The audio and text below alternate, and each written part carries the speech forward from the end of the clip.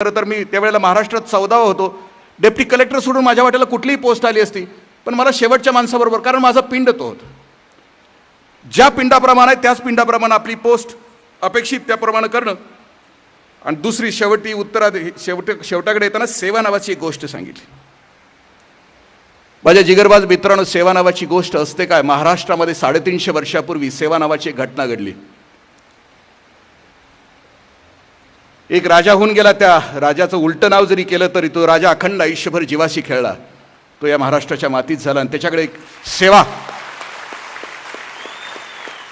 सेवा नावाची गोष्ट त्यांच्या आयुष्यामध्ये घडली. इराण इराकमधून सिद्धी यायचे, कोकणात शिरायचे आणि कोकणातल्या आया बहिणींना पळवून न्यायचे. महाराजांना बातमी कळवण्यात आली.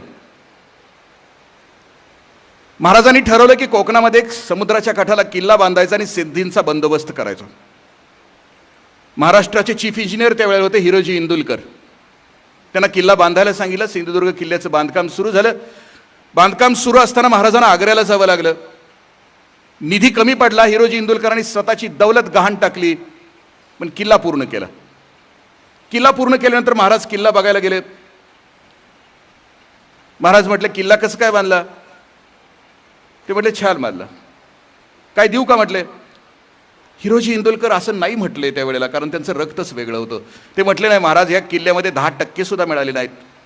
पुढचं काम करताना 40%च्या आतलं टेंडर असलं तर घेणार सुद्धा नाही, अजिबात नाही. ते रक्तच वेगळं होतं, त्यांचं जगणंच वेगळं होतं. एक नॅशनल कॅरेक्टर होतं माझ्या राजानं निर्माण केलेलं, एक राष्ट्रीय चारित्र्य ते त्यावेळेला होतं.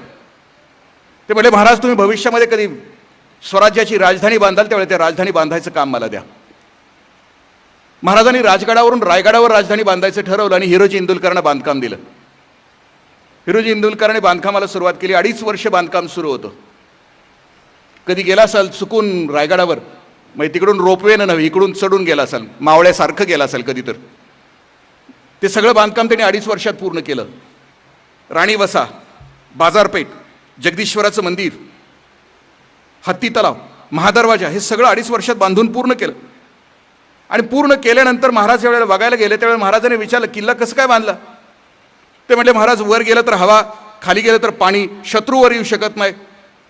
ती त्यावेळीची MB होती बरं का, MB मेजरमेंट बीप होतं. म्हणजे एक दिवशी घटना घडली, 6ला दरवाजे बंद व्हायचे. हिरकणी नावाची गवळण, तिला खाली जायचं होतं, तिचं लेकरू खाली होतं. दरवाजे बंद झाल्यानंतर हिरकणी खाली उतरली. महाराजांना प्रश्न पडला. हिरकणीचा गौरव करण्यासाठी तिला पालखीतनं वर आणलं आणि हिरकणीचा गौरव हिरोजी इंदुलकरांच्या हस्ते केला.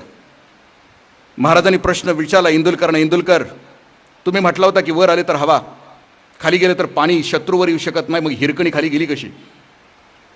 इंदुलकरांनी दिलेलं उत्तर आहे, महाराज ती महाराष्ट्रातली आई आहे, लेकरासाठी काही करू शकते. इंदुलकरांना राग आला. इंदुलकर त्या दिवशी गेले. 24 तास हिरकणीवरचा तो खडक आहे तो तासून काढला आणि पुन्हा सांगितलं की महाराज आता दुसरी हिरकणी खाली नाही जाऊ शकणार.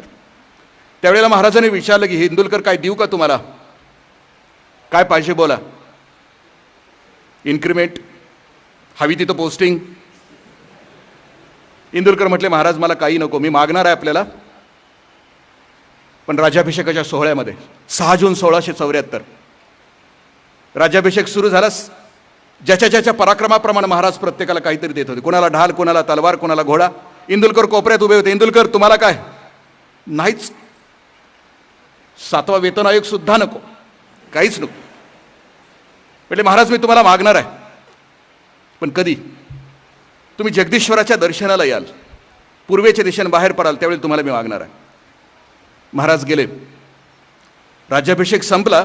जगदीश्वराच्या मंदिरातून बाहेर पडले पूर्वेच्या दिशेनं आणि बाहेर इंदुलकर हातामध्ये एक दगड घेऊन उभे होते.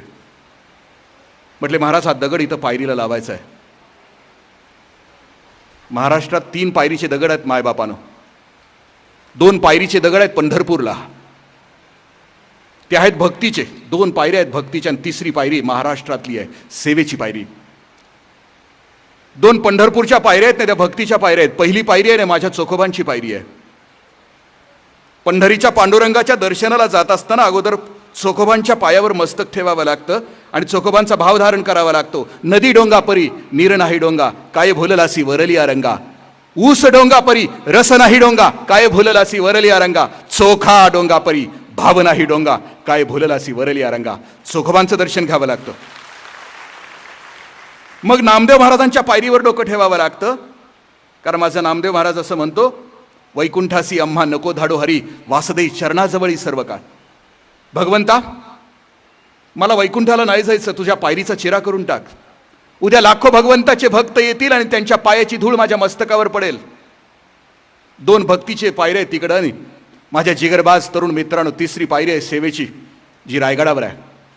आणि त्या पायरीवर काही अक्षरं कोरलेली आहेत की जी हिरो इंदुलकर महाराष्ट्राच्या चीफ इंजिनियरची अक्षर आहेत. आणि ती अक्षर आम्हाला संदेश देतात, सेवेचे ठाई तत्पर हिरोजी इंदुलकर, एवढेच शब्द त्याच्यावर आहेत. तिथं मी 6 दिवस महाराष्ट्रातले काही तरुण घेऊन बसलो होतो, चरित्र सांगत होतो आणि लेकरांना सांगायचं की खाली उतरा, आज देवाच्या दर्शनाला जाऊ नका, पण पायरीवर माथा टेका आणि सांगा की स्वराज्यासाठी रात्री 12 वाजता बोलवलं तर आम्ही जायला तयार.